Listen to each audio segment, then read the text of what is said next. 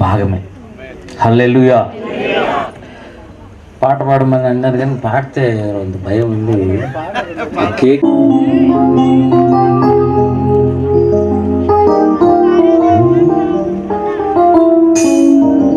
యోగ్యుడవో యోగ్యుడవో యేసు ప్రభో నీవే యోగ్యుడవో యోగ్యుడవో యోగ్యుడవో యేసు ప్రభో నీవే యోగ్యుడవో మరణము గెలిచిన యోగ్యుడవో నా జీవితమున పూజుడవో నా జీవితమున పూజుడవో యోగ్యుడవో యోగ్యుడవో యేసు ప్రభో నీవే యోగ్యుడవో.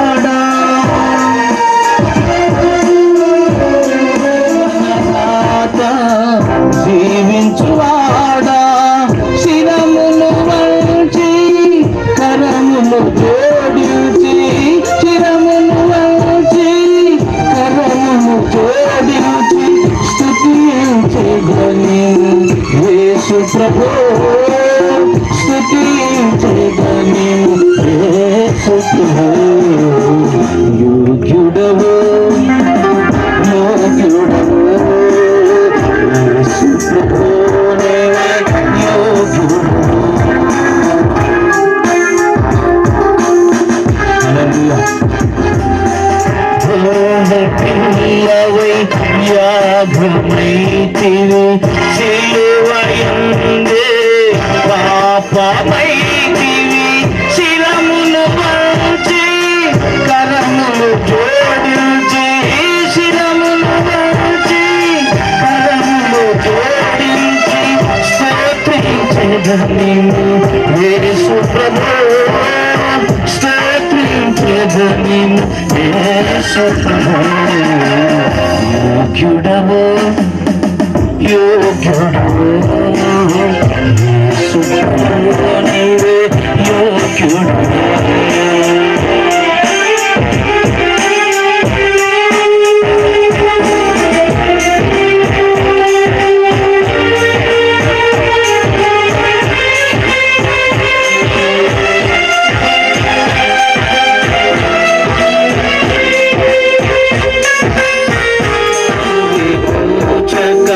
విలువను చెల్లించి కడతెచ్చినావా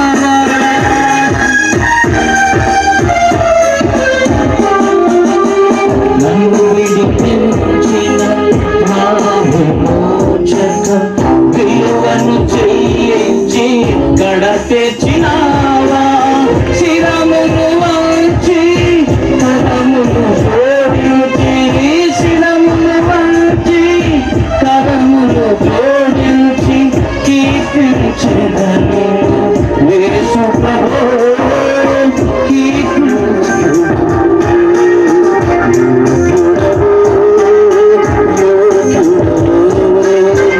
యేసు ప్రభో నీవే యోగ్యుడవో మరణము గెలిచిన యోధుడవో మరణము గెలిచిన యోధుడవో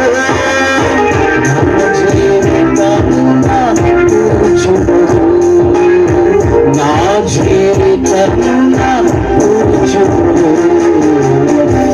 యోగ్యుడవో యేసు ప్రభో నీవే యోగ్యుడవో.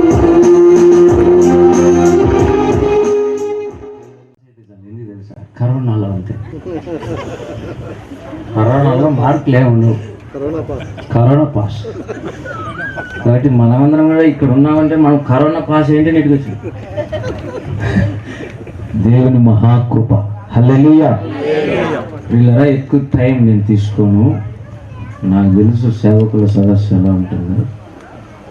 ఇంకొకటి కూడా కొద్దిగా లేట్గా కమెంట్స్ చేయటం, త్వరగా ముగించు అలా అనేది కూడా అన్యాయమైన వైఖరి అన్నా కదా. కాబట్టి అందుకే మేము త్వరగా స్టార్ట్ చేసాం. 10:30 నుంచి పాటలు పాడుతున్నారు, సాక్ష్యం విన్నాం. పాస్టర్ అమ్మ కూడా సాక్ష్యం చెప్పింది. నేను లోపల ఇక్కడే ఉండి వినాలని ఆశించింది. నన్ను నిదానంగా రమ్మని ఏమో షూట్ వేసుకున్నాను కదా. సరే వాళ్ళు ఎట్లా చెప్తే నా బిడ్డలు చెప్తే నేను వినాలి కదా. వాస్తవికాన్ని బర్త్డే చేసుకోవాలన్న పెద్ద ఇంట్రెస్ట్ ఉండదు నాకు. కానీ ఆ సొడ్డుతోటి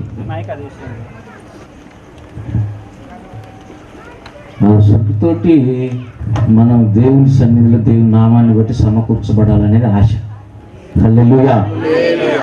వీళ్ళరా డైరెక్ట్గా మనం దేవుని వాక్యం అవకాశం ఇచ్చాడు. అంత కడగొట్టోళ్ళకి ఇస్తాడు దేవుడు.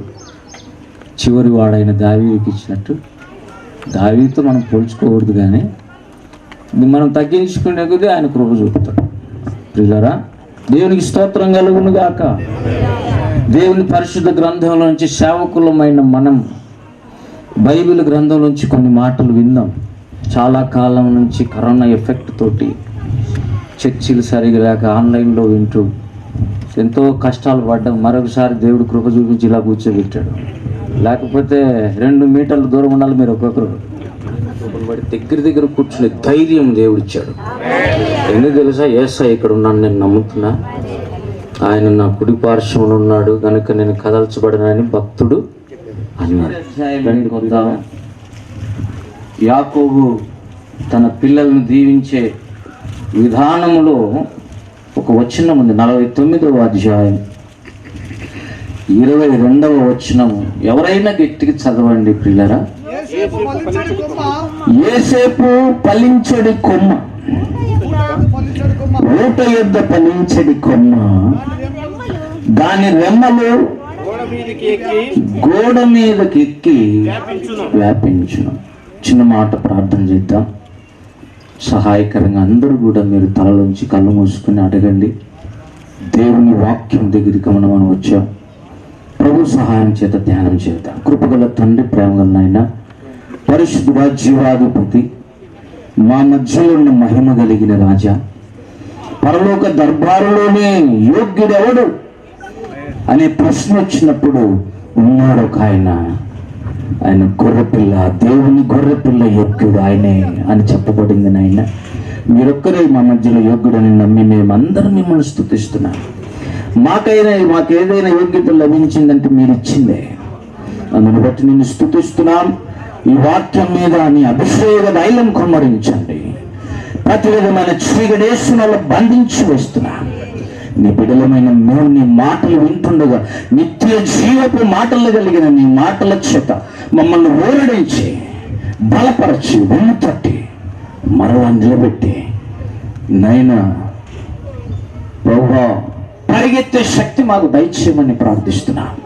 తిరిగి మా పొలాల్లో నీ పని చేయడానికి మమ్మల్ని ఆయత్తపరిచి మమ్మల్ని నడిపించండి, ముందుకు నడిపించండి. ప్రభువా మీరే తోడుగా ఉండండి, ఆది అంతమై ఉండండి, మీరే మహిమ పొందండి. ప్రతి బిడ్డను మీ స్వాధీనంలోకి తీసుకునండి. సత్యం నీ చెవులు మాకు దయచేయండి. ఆత్మ సంఘములతో మాట్లాడుచుంటుండగా చెవిగలవాడు వినుగా కన్నావు. అటు చెవులు మాకు దయచేయనైనా వినే శక్తి మాకు దయచేయమని ప్రార్థిస్తూ మహిమ ఘనత ప్రభావానికి చెల్లిస్తూ యేసు నామమును బట్టి అడుగుతున్నాం తండ్రి. ఆమేన్, ఆమేన్. కొద్ది సమయం మనం దేవుని పేరు చేద్దాం. ఈ వింటున్న టైం యేసేపును గురించి 1000 ప్రసంగాలు చేసిన నా ముందు ఉన్నారు. నేను ఏమన్నా తక్కువ చేసింటానేమో, కానీ ఇది కొన్ని మాటలు మనం వినాలి. దేవుని మాటలు అప్పటికప్పుడు ఆ ఆకలికి సరిపోయే నీతి గల మాటలు. నీతి నిమిత్తమై ఆకలి దప్పులు గల వారు ధన్యులు, వాళ్ళే తృప్తిపరచబడతారు. ఎవరండి తృప్తి? ఎవరికి? నీతి నిమిత్తం ఎవరైతే దప్పిక ఆకలి ఉంటుందో ఖచ్చితంగా అది దేవుని తెలిసిపోతుంది. వీడు ఆకలిగా ఉన్నాడని హల్లెలూయా తృప్తిపరుస్తాడంటే అర్థం ఏంటి? నిన్ను సాటిస్ఫై చేస్తాడు. అంత గొప్ప దేవుడు నిన్ను సాటిస్ఫై చేయాలంటే నీతి కోసం మనం ఆరాట పడాలి. నీతి నిమిత్తము హింసించబడువారు దాన్ని అని మళ్ళీ అక్కడే రాశాడు. అవి అయిపోయిన తర్వాత మళ్ళీ రాశాడు నా నిమిత్తం అంటాడు. అంటే అర్థం ఏంటి? నీతి ఈజ్ ఈక్వల్ టు యేసు క్రీస్తు. దేవునికి స్తోత్రం కలుగును గాక. మనం ఏదైనా నీతి నేర్చుకుంటున్నామంటే ఆ నీతి మనకు ఆరోపించబడితే మనమందరం నీతిమంతులం. మా బంధువు ఒక ఆయన అనంతపురంలో ఈ మధ్యన చనిపోయాడు కరోనాతో. ఆయన ఫోన్ చేస్తూ ఈ మాట అన్నాడు, ఏంటి చెప్తున్నారో మనం అందరం నీతిమంతులమని ఒకసారి బైబిల్లో చెప్తాడు, మనమందరం పాపలమని ఒకసారి చెప్తారు. ఇంతకు నీతిమంతులమా పాపలమా? 70 ఏళ్ళు ఆయనకు. అంటే ఇంకా స్టిల్ కన్ఫ్యూజన్ ఉంది. నాకు చాలా దగ్గర మా తండ్రి కాదు, చిన్న ఆయన కావాలా, రీసెంట్గా చనిపోయాడు. మనమందరం పాపులము, యేసు వలన మనం నీతిమంతులమే. Simple answer. హల్లెలూయా. నో డౌట్ నేను సిన్నర్, నేను పాపినండి. మనమందరం పాపులం. వేరే పేరు పెట్టలే దేవుడు, కానీ స్పెషల్గా ఇప్పుడు ఆయన నమ్ముకున్న తర్వాత మనకు పెట్టిన పేరు నీతిమంతులు. ఎంత బాగుంది పేరు. నీతిమంతులు ఖర్జూరపు చెట్టు వలె మొక్క వేస్తూనే ఉంటారు అన్నమాట. వాళ్ళు ముసలిమైనా కూడా ఏమంటారు, ముసలితనమందు కూడా వాళ్ళు చిగురు పెడుతుంటారు. అంటే వాళ్ళకు బీడి అయిపోయింది, గొడ్రాలు అయిపోయినారు, ఇక ఈ పిల్లలు పుట్టరు అనే ప్రసక్తి ఏమి. దేవునికి స్తోత్రం. ఒకవేళ ఇక పనికిరారు, మృతతుల్యమైన గర్భం అని అనుకున్నా కూడా దేవుడు మళ్ళా ముట్టగలడు. అబ్రహాం వల్లే మళ్ళా ఆకాశ నక్షత్రాన్ని పిల్లలను ఇవి ఆయనకు సాధ్యం. దేవునికి స్తోత్రం. ఆదికాండం 49లో యాకోబు తన పిల్లలను అందరినీ దీవించాడు. కానీ మోషే ద్వితీయోపదేశకాండం చివరిలో యాకోబు గోత్రకర్తలను వాళ్ళ సంతానములని దీవించాడు. కంపేర్ చేసుకోవాలి మనం. ఎప్పుడు కూడా లేఖనం ఒకసాట ఉండదు, దేని జతపక్షి దానికి ఉంటుందని ఎప్పుడు ఓఫిరన్న మా దైవజనులు మమ్మల్ని నడిపించిన ఆత్మీయ తండ్రి చెప్పేదేంటి తెలుసా?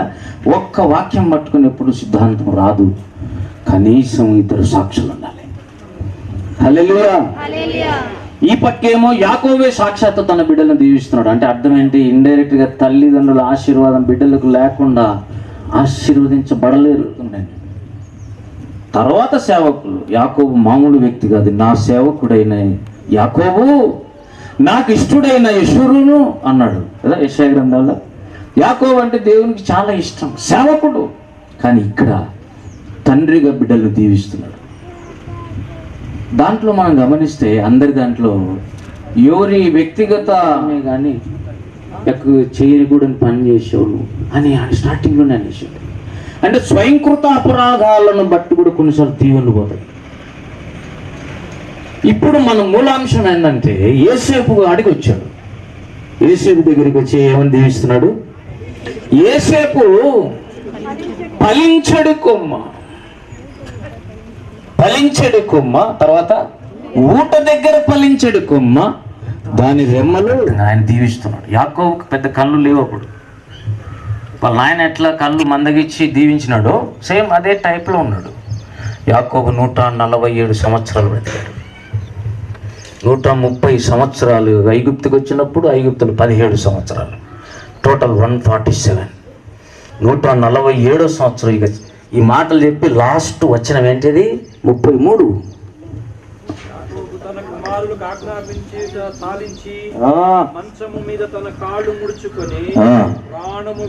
ప్రాణము విడిచి తన స్వజనుల యుద్ధకు చచ్చబడి లాస్ట్ మాటలు ఇక రాస్తారు అక్కడ. ఆ టైంలో దీవిస్తున్నాడండి. హృదయం ఉప్పొంగి హృదయపూర్వకంగా ఏం చెప్పాలనుకున్నాడు ఆత్మచేత చెప్తున్నాడు. ఏ తెగులు నీ గుడారము సమీపించదు. అసలు తెగులు మీద దేవుడు అధికారి అయి ఉండి అని ప్రకటన గ్రంథంలో ఉంది. ఏ తెగులు మీదైనా అధికారి ఎవరు? యేసయ్య. ఆయన అనుకుంటే వస్తుంది, లేకుంటే రాదు. వచ్చిన వాళ్ళంతా తప్పులు చేసినట్టు కాదు, చెప్పలేం. పర్ఫెక్షన్ కోసం కూడా కొన్నిసార్లు వస్తాయి రోగాలు. ఏం తప్పు చేయలే, కానీ అన్నాడు 91 కీర్తనలో, ఏ తెగులు నీ గుడారము సమీపించు. ఎందుకు సమీపించదంటే యేసయ్య ఆడ మహోన్నతిని చాటునున్నాడు కదా. 91 కీర్తనలు ఏమన్నాడు?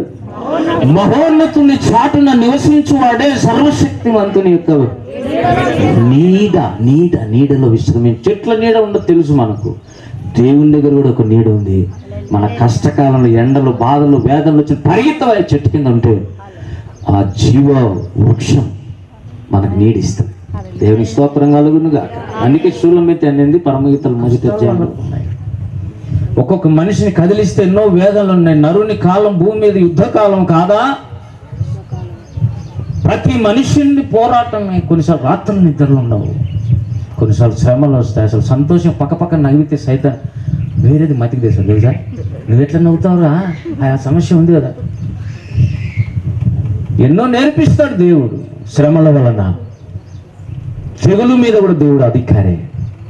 కానీ ఏ తెగులు నీ దగ్గరికి రాకుండా ఆయన నిన్ను కాపాడగలడు. భయపడద్దు అసలు కరోనా గురించి. దేవునికి స్తోత్రం కలుగునుగా. వచ్చినా ఇప్పుడు కొత్తదేదో వచ్చింది కదా, అదేంటది డెల్టా అయినా సరే, పెంటగాను హెక్సగాను ఏమన్నా కానీ, డెల్టా కానీ డెల్టా భూమి కానీ ఏమొచ్చినా కూడా యేసయ్య పర్మిషన్ లేకుండా నీ దగ్గరికి రావు. నీ తల వెంట్రుకల్లో ఒక్కటి కూడా నా సెలవు లేకుండా.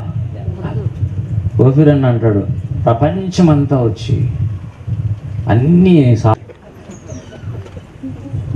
యేసయ్య సెలవు ఉండాలి. నీ తల వెంట్రుకలు నువ్వెప్పుడు ఎంచుకోలే కానీ దేవుడు ఎంచాడు. నీ తల వెంట్రుకలన్నీ లెక్కించబడి ఉన్నాయి. దేవుని స్తోత్రం. దేవుడు ఎంతో ప్రొటెక్షన్ ఇస్తూ వాగ్దానాలు ఇస్తూ మాట్లాడుతున్నాడు, మనం నమ్మలేకపోతున్నాం. వాగ్దానాలు నమ్మితే ఈ లోక భ్రష్టత్వం నుండి దేవుడు మనల్ని కాపాడతాడంట. పేతురు పత్రికలల్లా మీరు ఈ లోక భ్రష్టత్వం నుండి తప్పించబడుటకు వాగ్దానములను మీరు స్వతంత్రించుకొనుడి. అవి అమూల్యములను అత్యధికములైన వాగ్దానములై నాయ్ అన్నాడు పౌలు.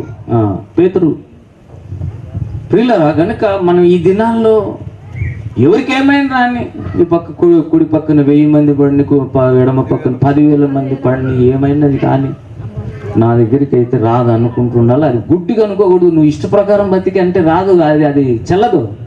నువ్వు మహోన్నతుని చాటును ఉంటేనే చెల్లుతుంది. కండిషన్ ఏంటి? మహోన్నతుని చాటును ఉంటేనే. 91 కీర్తనలు కిందికి వచ్చినప్పుడు ఏ తెగులు నీ గుడారం సమీపించడానికి వీల్లేదు.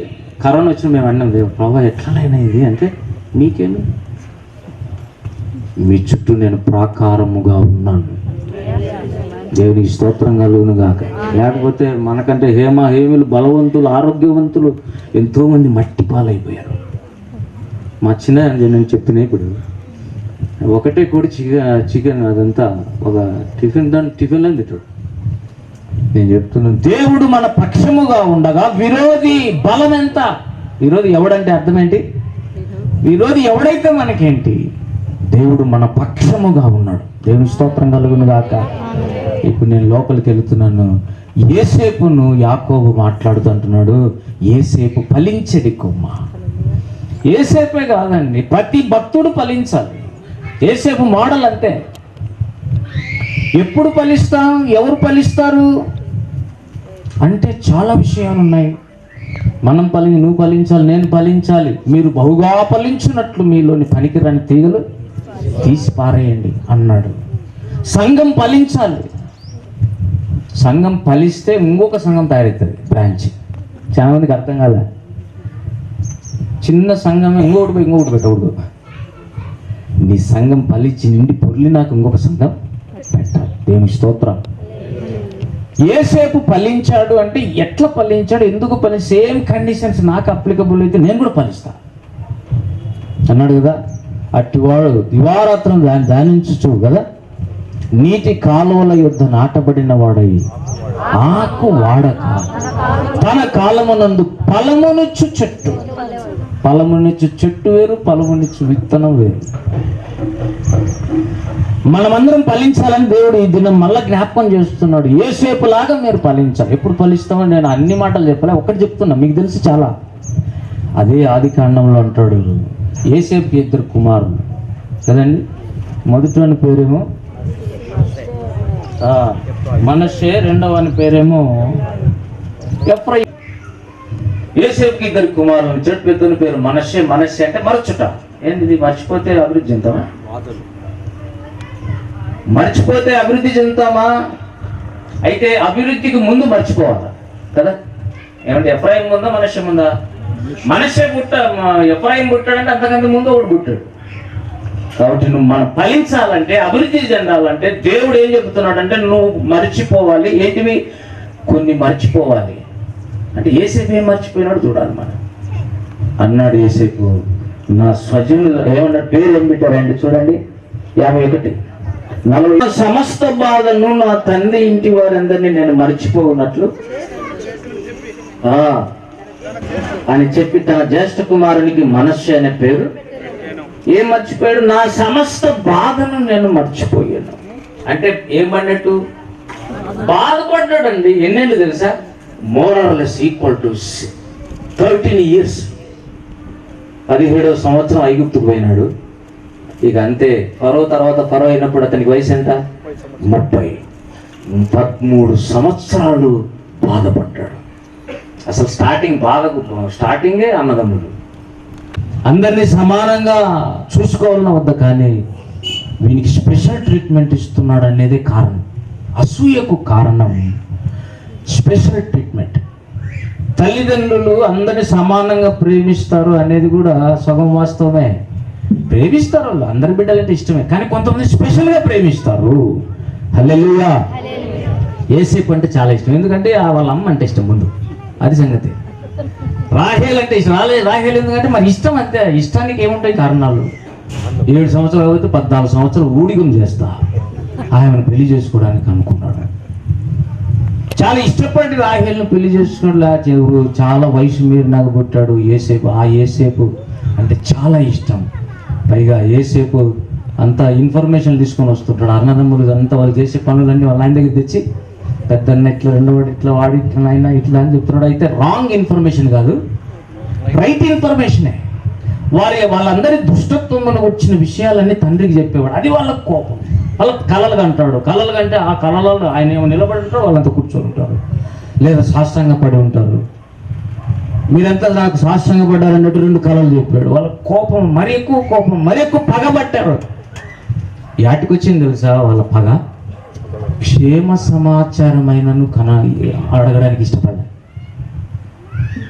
చూసారా, మనం అనుకుంటాం చాలాసార్లు, దగ్గరలు కూడా నీ క్షేమ సమాచారం కూడా కనుక్కొని పరిస్థితికి వస్తారు కొన్నిసార్లు. ఫీల్ కావద్దు, అది మర్చిపోవాలి. మర్చిపోవడం ఈజీనండి. ఇప్పుడు చెప్పండి, మనసే అంటే అర్థం ఏంటి? అది మర్చిపోవాలి. అన్నదమ్ములు చేసినటువంటి కార్యం ఆ గుంతలు వేశారు. ఆ గుంతలు వేసేప్పుడు ఏం జరిగినప్పుడు ఆడలేదు. తర్వాత లాస్ట్లో చెప్పినారు వాళ్ళు, వాడు బతిమాలుకుంటుంటే మనము పట్టించుకోకుండా వాడిని అమ్మేశాంరా, వాడి మీదకి వచ్చిన కీడు దేవుడు మన మీదకి రాణించాడు, అయ్యో యేసేపును మనం బాధ పెట్టామని వాళ్ళు లాస్ట్లో అనుకున్నారంటే వాళ్ళ పశ్చాత్తాపం ఉంది. ఇలా వాళ్ళు ఎంత బతిమలైనా కూడా అమ్మేశారా లేదా, అవన్నీ లోపల ఉన్నాయి. మర్చిపోదామంటే కుదరదు. ఇక్కడికి వచ్చి దాసత్వము, పోతీఫర్ ఇంట్లో దాసత్వము, జైలు లేకపోతే దాసత్వము, భయంకరమైన ఆలోచనలు, తండ్రికి దూరం అయ్యాడు, అన్నదమ్ములు దూరం అయ్యాడు, పరదేశులుగా ఉంటే అర్థమవుతుంది. దేవునికి స్తోత్రం. మీకు తెలిసిన వాళ్ళు ఎవరు తెలియని దేశంలో, ఒకవేళ అమెరికా దేశంలో కొత్త దించినారు అనుకో, నేను న్యూయార్క్లోనో న్యూ జెర్సీలోనో పోసాడు, ఆ కొత్త ప్రదేశం చూస్తే అన్ని ముఖాలు ఒకటే ఉంటాయి నీకు, అవుతలేదు. అదంతా తెల్లోళ్ళే. వాళ్ళు ఎవరో ఏం కథ, వాళ్ళ బ్యాక్గ్రౌండ్ ఏమో, అడ్రస్ ఏం మనకు తెలియదు, ఎవరు పలకరియరు. ఎలా ఉంటుందండి? అందుకే దేవుడు అన్నాడు, పరదేశులను మీరు నిర్లక్ష్య పెట్టద్దు. హల్లెలూయా. ఎందుకంటే మీరు ప్రార్థన చేసి దేవుడు అన్నాడు, వదిలే, ఒక టైం వస్తుంది నాయనా, నీ కళలు నెరవేరద్దు, నీ పని నిలబడితే ఆ మిగతా పనులన్నీ ఏం చేస్తాయి? అన్ని సాష్టాంగ నమస్కారం చేస్తే నువ్వు భయపడతావు. దేవుడు ఆదరిస్తున్నాడు. సరే ప్రభా, నేను మర్చిపోతున్నాను, నా బాధ అంతా మర్చిపోతున్నాను, కాబట్టి నేను ఫలించాలి. ఫలించకుండా ఎలా ఉంటావు నాయనా?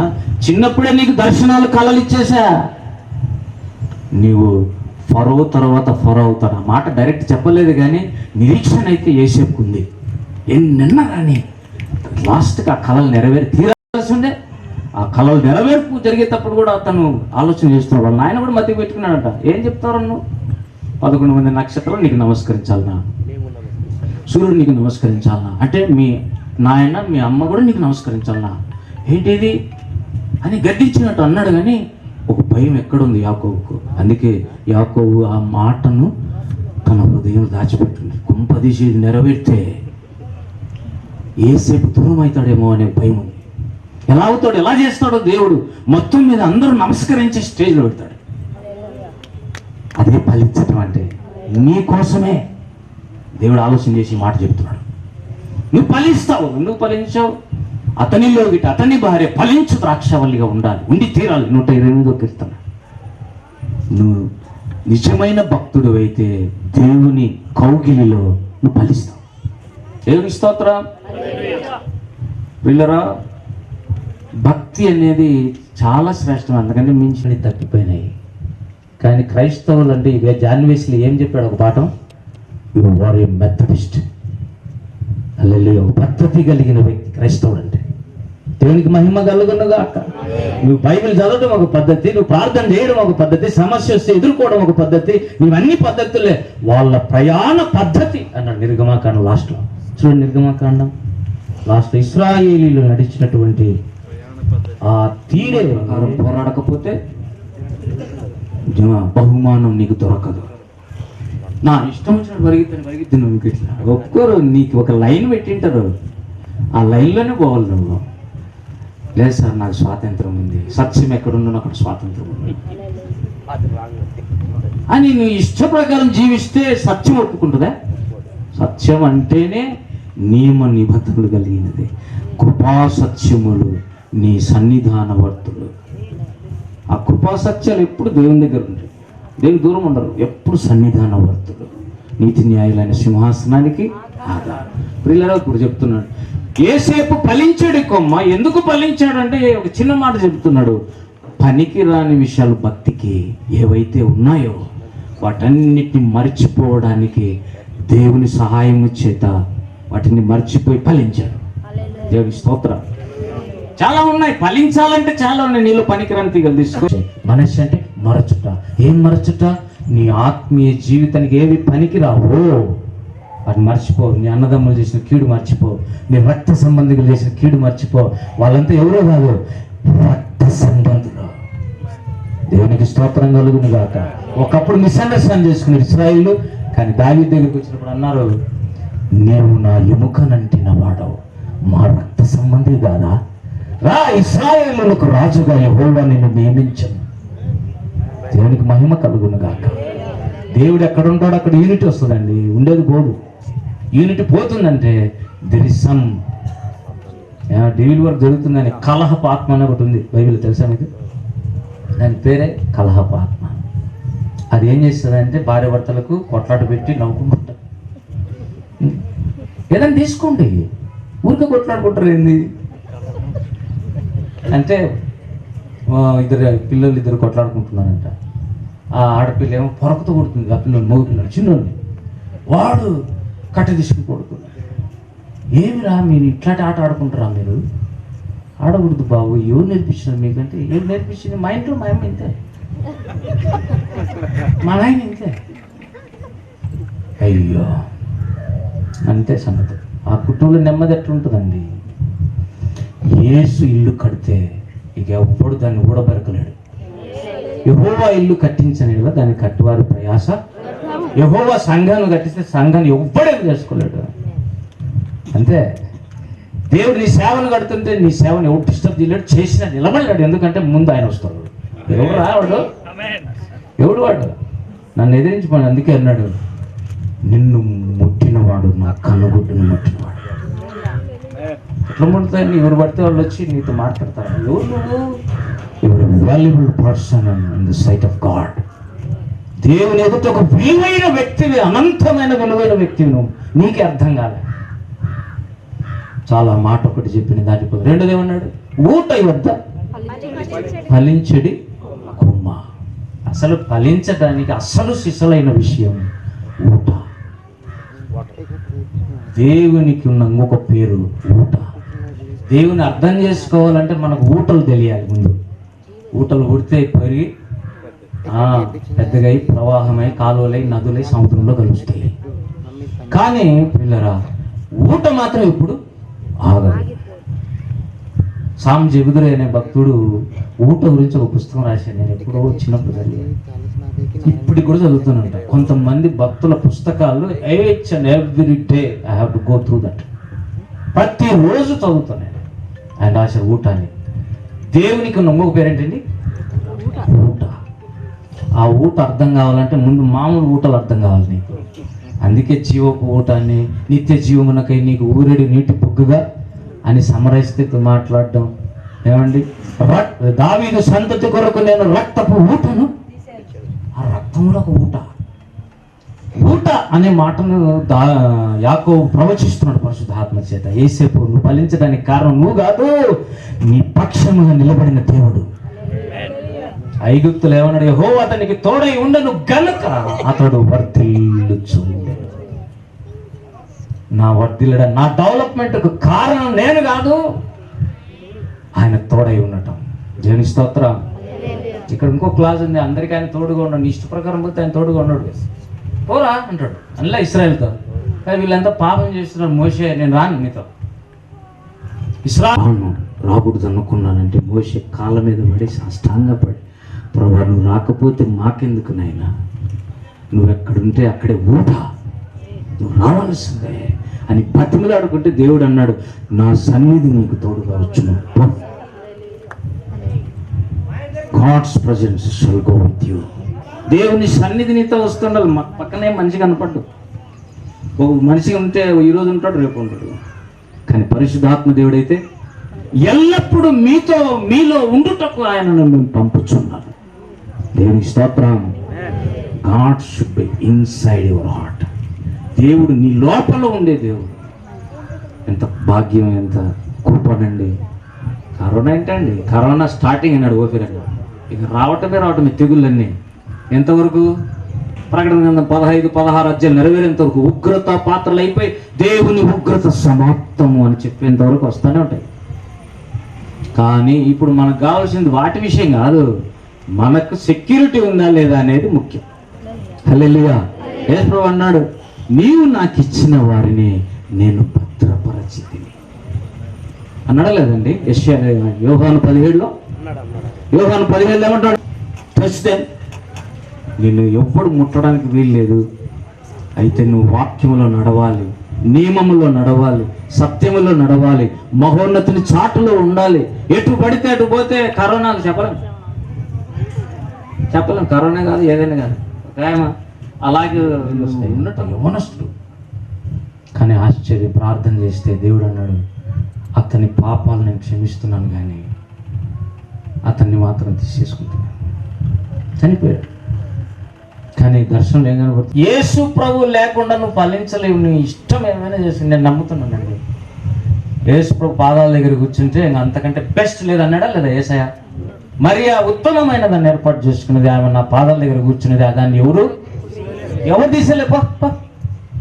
మార్తా నువ్వెలా విస్తారమైన పనులు, చాలా మంది విస్తారమైన పనుల మీద పడి యేసు ప్రభు దగ్గర కూర్చోలేకపోతున్నారు. అంత బిజీ వద్దు, దాని పేరు గజిబిజి. యేసు ప్రభు దగ్గర కూర్చోనంత బిజీ నీ బ్రతుకులో గజిబిజే. ఖచ్చితంగా ఆయన పాదాల దగ్గర కూర్చోవాలి మరియలాగా. అప్పుడు మార్తలాగా కొంత పని కూడా నిలబడలేడు. ఛాలెంజ్ చేయొచ్చు. ఏసేపు కానీ ఇక్కడ ఉంటే ఛాలెంజ్ చేస్తే ఎవరైనా కన్నా పొతీఫర్ భార్యలాగా రోజు శోధిస్తే నువ్వు నిలబడతావు చెప్పు అన్నాడు అనుకో. ఏసేపు ఎట్లా నిలబడ్డాడు తెలుసా? ఇంత భయంకరమైన కార్యము యెహోవాకు విరోధంగా నేను ఎలా చేయాలి అంటే, ఎక్కడున్నాడు? పక్కన ఎవరున్నారు? ఆయన శోధిస్తున్న దేవుడు ఉండి ఇట్లా చూస్తా ఉన్నాడు.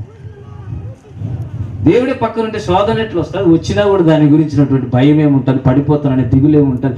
రోజు శోధించినా కూడా జయమే. ఎందుకంటే రోజు ప్రార్థన చేస్తున్నాడు, రోజు ఆయన కుడి పార్శ్వన ఉన్నాడు, ఆయన ఊట దగ్గర ఉన్నాడు. ఊట దగ్గర ఫలించడి ఏసే ఫలించాడు. అన్ని పనికి మళ్ళీ మర్చిపోవాలి. వాళ్ళు వీళ్ళు చేసినారని కొంతమంది ఊరికి లేదు. హల్లెలూయా. మీరు బహుగా ఫలించినట్లు మీలో ఏదైనా పనికిరాని తీగలు ఉన్నా కూడా నేను కత్తిరించి వస్తా అన్నాడు యేసయ్య. అంటే పనికిరాని తీగలు అందరిలో ఉంటాయి, నాలో ఉన్నాయి, నీలో ఉన్నాయి. అందరు మనం పర్ఫెక్ట్ కాదు, పర్ఫెక్షన్ నిజం కోరుతున్నాం కానీ పర్ఫెక్ట్గా ఉండాలని ఆశపడుతున్నాం, మన వల్ల కావటంలే. దేవుని కృప నీ మీద దిగొస్తే ఆ కరెక్ట్ ఆ టయానికి నిన్ను పర్ఫెక్ట్ చేస్తాడు. అందరూ చూసేవాళ్ళు ఇలా పర్ఫెక్ట్ అనుకుంటారు, ఏం లే ఉట్టిది ఆయన ఉంటాడు అది సంగతి. దేవుని స్తోత్రం. ఈ మూడే విషయం చెప్పి నేను త్వరగా ముగిస్తూ, త్వరగా అంటున్నావు కానీ వేడిగా ఉంది సార్ అని చాలా యాకోబుతో పోలిస్తే గోత్రకర్తల్లో ఇతను ఒక బ్రాంచ్. అంతేగాని ఇతనికంటూ కూడా కొన్ని రెమ్మలు ఉన్నాయి. మళ్ళా ఇతను రెమ్మ, కానీ ఈ రెమ్మ ఎలా వ్యాపిస్తూ ఉంది? వ్యాపించటం అనే, అభివృద్ధి అనే, వర్ధిల్లటం అన్నా, ప్రాస్పరిటీ అనే అన్ని ఒకటే పదజాలము. ఏసేపు ఫలించాలి, వర్ధిల్లాలి అంటే గోడలెక్కి వ్యాపించాలంట. అంటే అర్థం ఏంటి? తాను వ్యాపించుదాం అనుకున్నప్పుడల్లా అడ్డుగోడలు ఎదురొస్తున్నాయి. అది సంగతి. పోతీఫర్ భార్య ఒక అడ్డుగోడ, కొంపదిశ ఆ గోడను తగిలి ఈయన పడిపోయినాడు అనుకో, ఇక అంతే సంగతులు. దేవుడు అనుకునే ప్లాన్ అంతా పోతుంది. యాకోబుకు ముందుగా వెళ్ళి పోషణకర్తగా ఉండాలనుకునే దేవుని ప్లాన్ కానీ ఐగుప్తు దేశంలో అతను హెచ్చించాలి, ఇశ్రాయేల్ని ఐగుప్తుకు తీసుకుని పోయి 400 సంవత్సరాలు వాళ్ళు అక్కడ పెట్టాలి అనుకునే దేవుని ప్లాన్స్ అన్నీ ఏమవుతాయి? చెడిపోతాయి. ఆ పొతీఫరు భార్య దగ్గర కానీ వేసే పడిపోయి ఉంటే సేవ బ్రేక్. ఇక మళ్ళీ లేయాలంటే సంవత్సరాలు పట్టాడు. కానీ ఆశ్చర్యం, జయం. పొతీఫర్ ఇంట్లో యోసేపుకి ఏంటి? గోడ ఎక్కాడు. గోడకు అడ్డుపడి కింద వాళ్ళు గోడ ఎక్కేశాడు. అయిపోయింది. అందరూ అనుకుంటున్నారు వీడేం మనిషి నాయన, ఇన్ని రోజులు చూడడానికి బాగానే ఉన్నాడు, యజమానుని ఇంట్లో తిని అతని ఇంటికే వాసాలు లెక్క పెట్టాడు, అతని భార్యను పట్టుకోవచ్చా వీడు అని భయంకరమైన నిందేసి. మీరు చెప్పండి, నీకు తెలిసిన వాళ్ళందరూ కలిసి నిందేస్తే నువ్వు తట్టుకోగలవా? నువ్వు చేయండి చేస్తే తట్టుకుంటావా?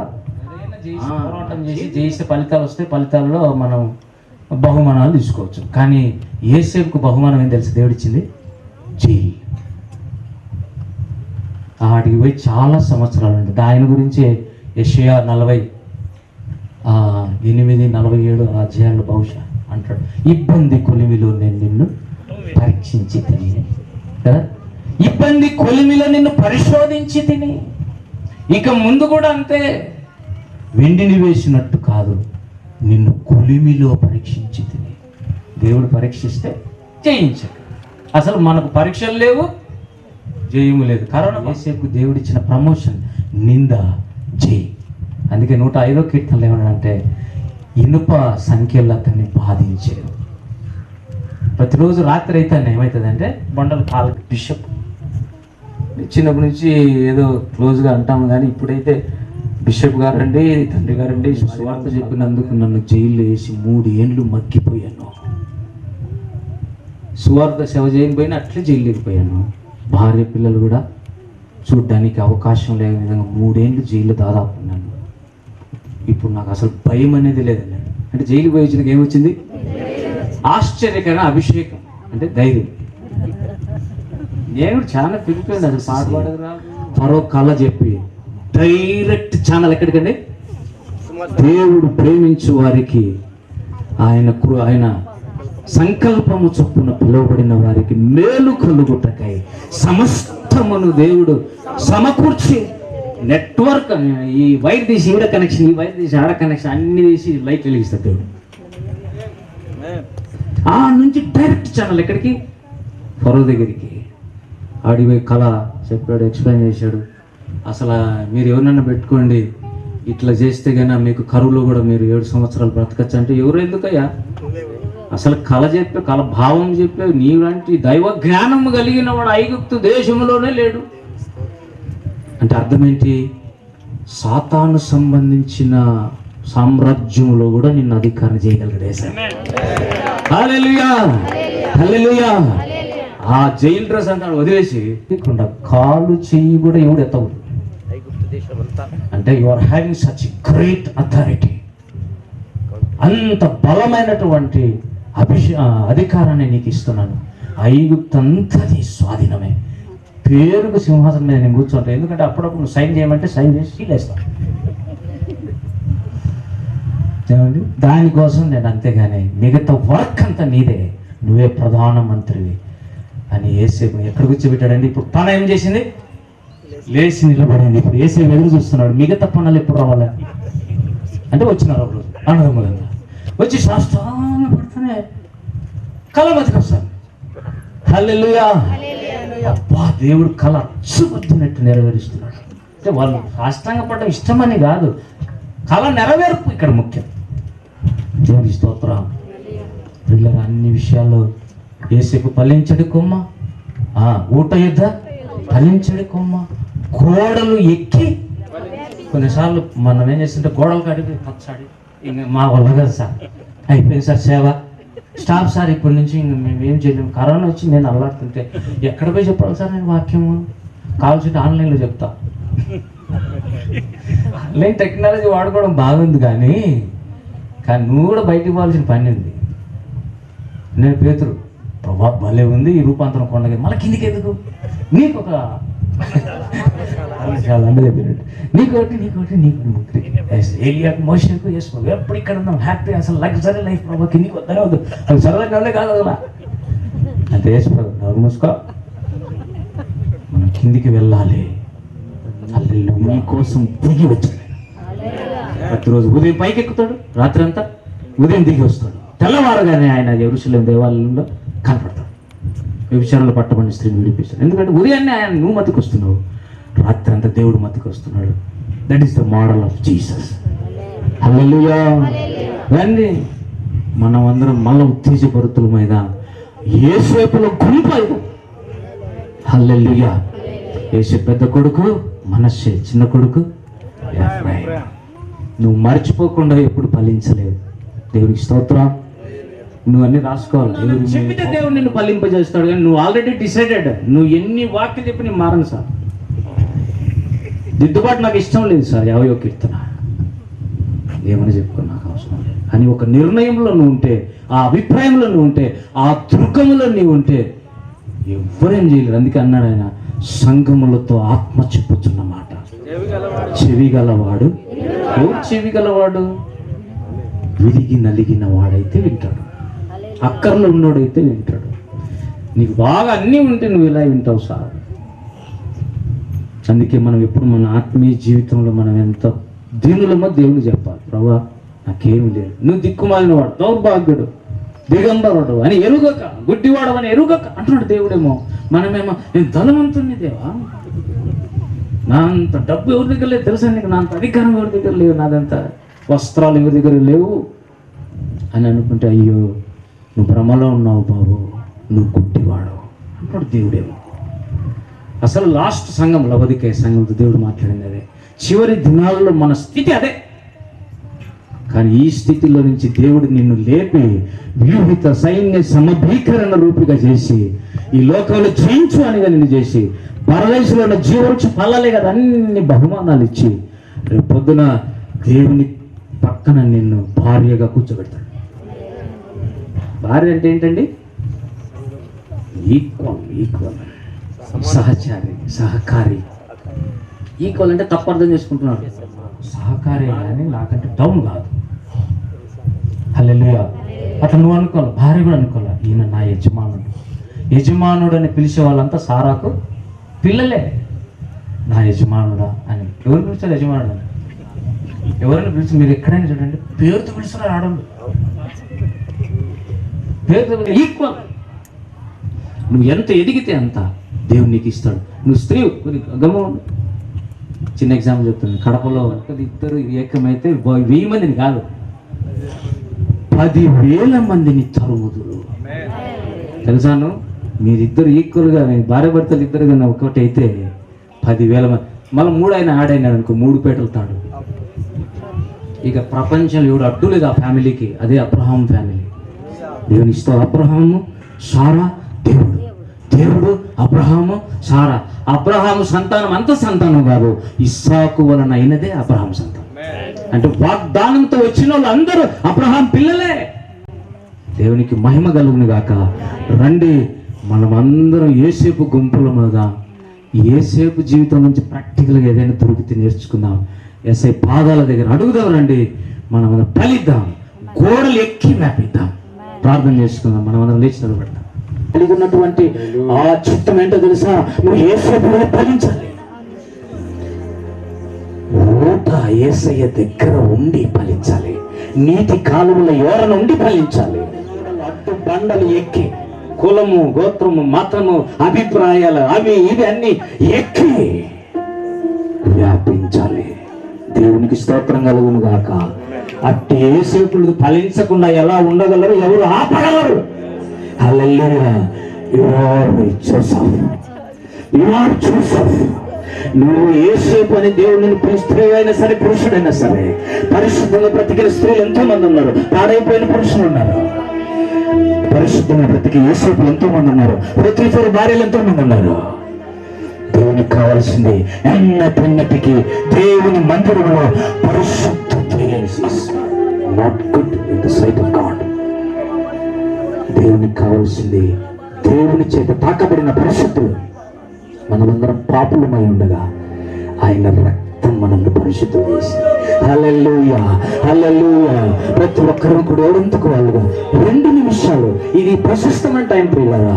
నీ పనులన్నీ పక్కన పెట్టి ఆలోచనలకు రానియద్దు. నేరుగా బలిపీఠం చూడు. దావీదన్నాడు, బలిపీఠం చుట్టూ నేను ప్రదక్షిణము చేయుచున్నాను దేవా. నా మనస్సు శిలువ చుట్టూ తిరుగుతోంది. ఆయన గాయాలు, ఆయన విలువలు, ఆయన ప్రేమ, ఆయన శక్తి, ఆయన ప్రభావం, ఆయన సృష్టి. హల్లెలూయా, హల్లెలూయా, హల్లెలూయా. అయ్యా, ఎంత బలహీనుడు మనం, ఎంత బలహీనుడు ఉంటే మంచిది. ఎప్పుడు బలహీనుడు అప్పుడు నువ్వు దేవుని వల్ల బలవంతుడు అయిపోతావు. దేవుని శక్తిని తలమెక్కి వస్తుంది. ఈ శక్తి నిన్ను ముట్టలేదు, ఏ కీడుని దరిచేరదు, ఏ తెగులుని కులాలు ప్రవేశించదు. నీ ఆత్మ దేవుని చేత భద్రపరచబడాలంటే శిలువ రక్తంలో కడగబడిన వారి గుంపు, యేసేపులనగా పరిశుద్ధుల గుంపు, యేసేపులనగా ఫలించడు వారి గుంపు, యేసేపులనగా గోడలు ఎక్కి అడ్డు బండలు పగలగొట్టి నిలబడే వారి గుంపు. కొమ్మలుగా ఉండి తమ జీవితంలో తమ పిల్లలు రెమ్మలనే తమ పిల్లలను సైతం దేవుని బల్ల యొక్క కూర్చోబెట్టి, ఒలివ బక్కల వారు కూర్చోబెట్టి దేవుని ప్రేమలో యేసేపులో. హల్లెలూయా, హల్లెలూయా. దైవజనుడా, నువ్వు యేసు రక్తంలో కొనబడ్డావు. నువ్వు సామాన్యుడు కాదు. Your extraordinary person. దేవుని శక్తి అభిషేకము కలిగిన వాడు. నువ్వెందుకు ఇలా ఉన్నావు? ఎందుకు నా ప్రాణము నాలో కుంగిపోతాడు? సంసోనును ఆ ఫిలిష్తీ దేశం మధ్యలో రేపటకు దేవుడు మొదలుపెట్టాడు. Today is the day of inspiration, day of inspiration. God is raising you. దేవుడు నిన్ను ముడుతున్నాడు. దేవుడు మళ్ళా నిన్ను తాకుతున్నాడు. ఏదో చేయాలని ఆయన కోరుతున్నాడు. ఆయన పాదాలు పట్టుకో, ఏడ్చి ఒంటరిగా వెళ్ళు, దేవుడి పాదాలు పట్టుకో. ప్రభా, ఈ ఇంటిని గురించి నాకు దయచేయి ప్రభా అని అడగాల్సిన దినాల్లోకి వచ్చాను. దేవుని సంఘాన్ని వచ్చి ఏడ్చాల్సినటువంటి దినాల్లోకి వచ్చాను. సింహపు పిల్లలు దేవుని పిల్లలు లేని గలవై సింహపు పిల్లలైన ఆకలి ఉంటాయేమో, కానీ నిన్ను ఎవరైతే నీకు యూదా గోత్రపు సింహం తండ్రి వల్ల ఉన్నాడో నీకు ఏ మేలు కుదవ ఉండదు, ఏ మేలు కొదవ ఉండదు, ఏ మేలు కొదవ ఉండదు. ఇంక ఉద్యోగం అడుగుతావేంటి? సేవకుడా, బలవంతుడా, క్రైస్తవుడా నువ్వు అనుకుంటే అన్నాడు నెహ్రూ ఒక దినమున, ఆ క్రైస్తవులు సింహాలు వాళ్ళు నిద్రపోతున్నారు, వారు లేకపోతే లేస్తే అంతే సంగతుల. ఎంతకాలం అలాగే నిద్రపోతాం? నీ కుటుంబం కోసం నువ్వు మేలుకోవాలి, నీ సంఘం కోసం నువ్వు ప్రార్థన చేయాలి.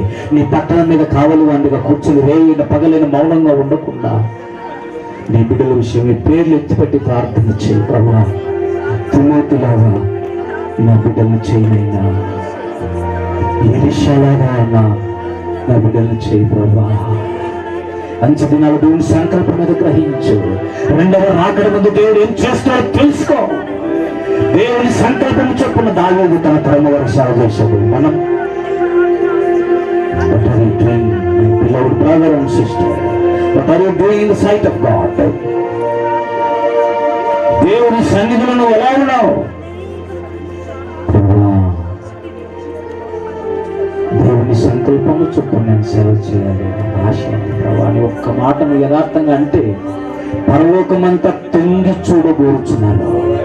దేవదూతలందరూ ఇప్పుడు నీ వైపు తొంగి చూడగోరుచున్నారు. మన దినం కాదు, ప్రభువు నీతో మాట్లాడుతున్న దినం, ప్రభు నేను రేపుతున్న దినం. నూతన పరచగోరుచున్నావా? అభిషేకించగోరుచున్నావా? నీ కుటుంబం కట్టగోరుచున్నావా? నీ సంఘంలో ప్రార్థించాలని అనుకుంటున్నావా? స్త్రీల రంగలార్పు నేర్చుకోండి. మరణము కిటికీల గుండా ఎక్కుతున్నది అన్నాడు ఇర్మియా. మనమందరం యేసుతో మాట్లాడుతున్నాం ప్రార్థన పూర్వకంలో. కృపగల తండ్రి, ప్రేమలైన పరిశుద్ధుడైన దేవా, ఈ సమయంలో ఈ అంచె దినాల్లో నీ రాకడకు సమీపంలో నీ సంకల్పాన్ని బయలుపరుస్తువంతమైన అవేకిని దయచేయమని ప్రార్థిస్తూ ఉజ్జీవము దయచేయండి. ఇక్కడున్న ప్రతి బిడ్డలని కార్యం చేయి, ప్రతి సేవకులని కార్యం చేయి, ప్రతి స్త్రీలని కార్యం చేయి, ప్రతి యవనస్తులని కార్యం చేయి. ఈ ప్రార్థన తర్వాత కూడా నీ కార్యాలు చేయి. మరి మా ఘనత ప్రభావానికి చెల్లిస్తూ మమ్మల్ని అందరినీ నీ చేతులకు అప్పగించుకుంటూ యేసు పరిశుద్ధ నామమును బట్టి అడిగి వేడుకుంటున్నాము తండ్రి. ఆమేన్.